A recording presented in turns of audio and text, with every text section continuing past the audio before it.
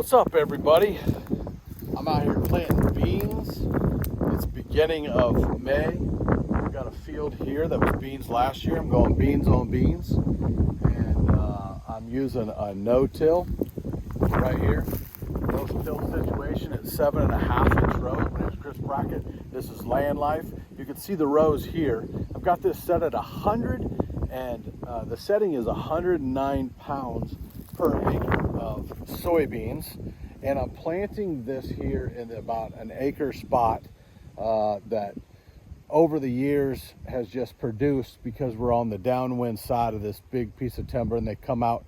As you can see behind me, I've got miscanthus and switchgrass. I got a blind in the corner, easy entry. And then let me explain to you a little bit about this Great Plains drill. You see a lot of drills out there. PH Outdoors is another great drill. This one here just happens to be the 3.605 no-till. Here's what you're looking for. This is kind of hard clay ground here in Illinois. It's able to cut in. You've got your first blade there that cuts in to the ground and starts a little trough, and then this here, the outside ones, always drop them on the drop them on top. But with beans and a no-till situation, you'll always have a row that'll drop them on top. But that's a good way to check your spacing. As you can see, there's not a lot of beans on top around. We can kind of check our depth here. You know, that's 2 knuckles deep here. This one is dropping them in. This one, you can see how they're all disappeared, and then this one here is a little on top. You're always going to have that when drilling beans, because it's not a perfect science. If you want a perfect science, you rip through here with a disc, and then you get a nice John Deere 7000 planter, put some bean meters in it and make it accurate. This is a white-tailed deer plot, right? So this is 4 white-tailed deer. And so you just put it for extra high, right? So this is for your small blends. You can see some remnants there, some clover I put in. And then this is the small one, right? But this is how it works. This rotates depending on what that's set up for. This will rotate and it'll dump out whatever's in there, and that'll open and close this depending on how many seeds you want to go down. On the Great Plains, it drops it and the small seed, and it will lay in here. We're not planting any small seed today. We are only planting the big seeds. There's our beans right there. Okay. Our beans are in there. These are enlist beans.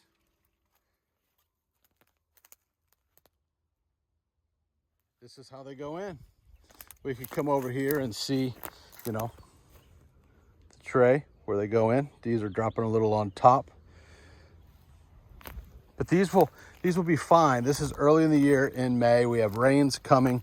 There's good soil in there. You go too fast, they kind of bounce out of their trays a little bit. But this is going in at 100 pounds per acre. And this is kind of a cover crop. You get to see how a cover crop works and where these beans are laying right in these troughs. There is no foolproof way to plant anything. You're just always deciding what kind of planting you want. I'm planting early.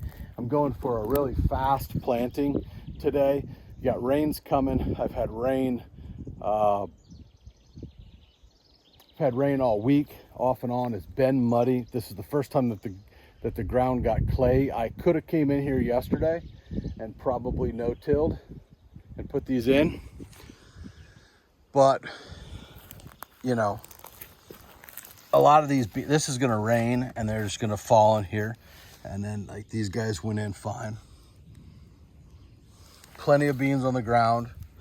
When no-tilling, you know, you've got your blind entrance back there. This is miscanthus grass, but these are going to be your rows. I'm planting in May, so I have extra time in June.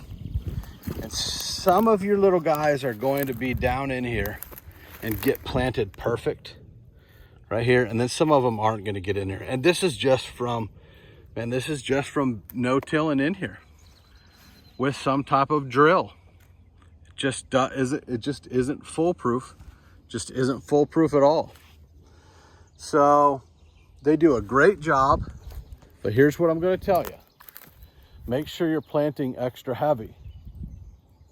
This is 109 pounds to the acre, and if I feel that I have some left, I'll just go over it again, and it'll just plant them extra heavy. Beans are one of those things that you can plant extra heavy. You can plant everything with this, except for I don't recommend corn.